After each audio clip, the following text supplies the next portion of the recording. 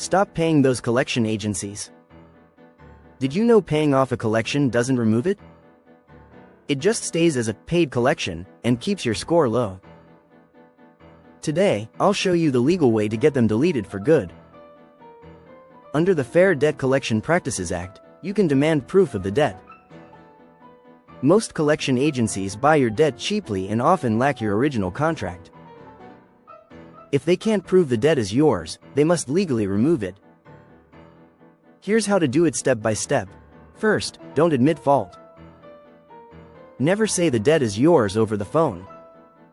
Next, send a debt validation letter. In this, request the original contract and a breakdown of the balance.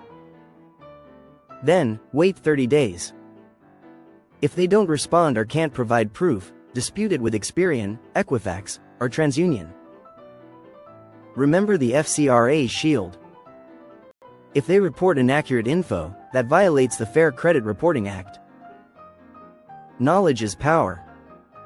Don't let debt collectors bully you. I've put a link in the description for a sample validation letter. Subscribe to Smart Credit Secrets for more ways to fight back and win.